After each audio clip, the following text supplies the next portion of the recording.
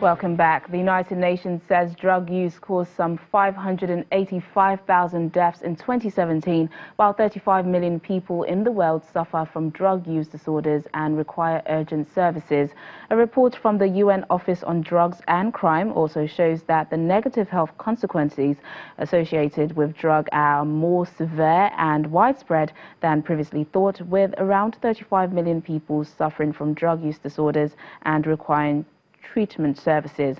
Some 11 million people injected drugs in 2017, 1.4 million of who are living with HIV and 5.6 million with hepatitis C. Drug use has caused some 585,000 deaths in 2017. That's more than 500,000, mostly young men and women. In 2017, North America saw the number of overdose deaths resulting from the use of opioids rise by some 14%. I am sure I do not have to emphasize to the audience here the grave impact of this phenomena to the whole society. What has been called the other opioid crisis is affecting Africa, especially West, Central, and North Africa. This is attributed to tramadol, which has been used as a painkiller for decades and to this day remains outside international control. Coordination among national, regional, and international institutions should aim to further strengthen law enforcement capacities in order to effectively dismantle drug trafficking organizations and transnational organized criminal groups. Here in Nigeria, a community in Cross River State is still using the bartering system more than 6 decades after the country abolished that form of trade. Residents come to the Barter Market to exchange vegetables, fruit, fish, palm oil, and nuts, among other goods. Take a look. With a bowl of freshly harvested cassava tubers, Gloria Edem walks through the Barter Market in Calabar, Nigeria, looking to offer her cassava in exchange for food to feed her family.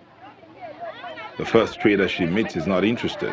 She moves on from stall to stall until she gets a good bargain of dried fish.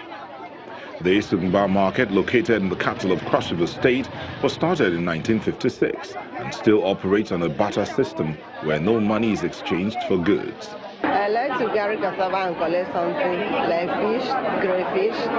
It don't reach 3 years now. The fish is what benefit me to help my house and the family.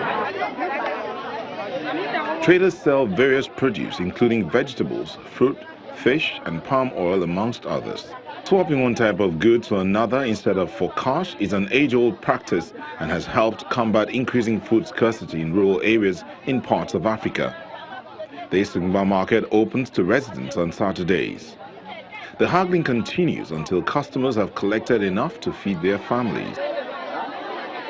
I don't buy them. If I come here, I exchange foodstuff and go to town to resell to people and use it to feed my family, and it is good for me. Barter is made up of a riverine community, mostly fishermen and some farmers. Apart from the market days, neighbors can also reach out to one another to swap food during the week. Residents say they usually collect money when visitors tour the region or when they sell their goods outside the community. They only use cash to pay a few bills like school fees.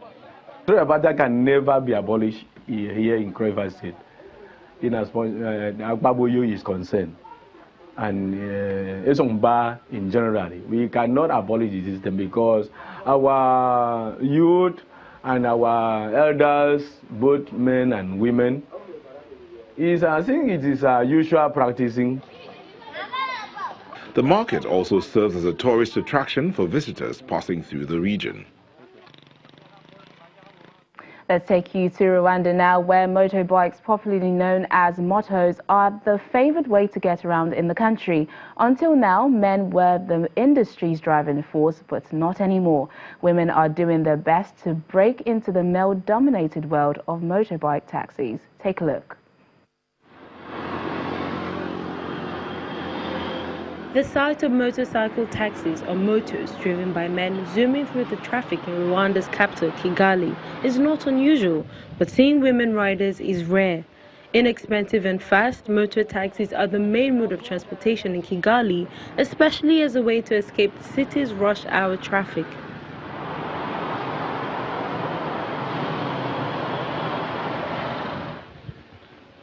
21-year-old Lois Karagaya is amongst a growing group of women riders, breaking the mold in an industry that has been dominated by men.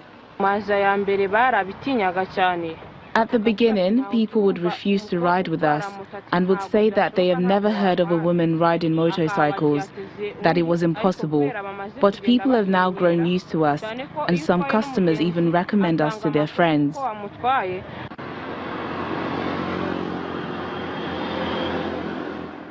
The women say the opportunity to handle the motors does not only provide them with employment, but also gives them an opportunity to become financially independent. Some of the women motor drivers say they can get between 15 to 20 passengers a day, which translates to 14 and 19 USD a day. This job has been very important for me because it helps me take care of my children and also helps me keep a roof over my head and gives me enough money to pay for my children's school fees.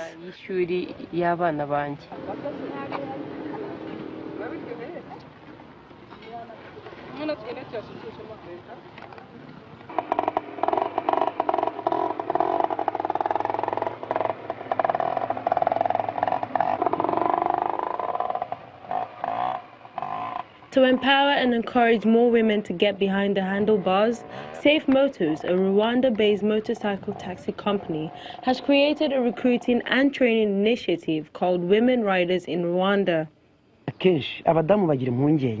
Usually, women are careful riders. They pay attention when they are on the road compared to men.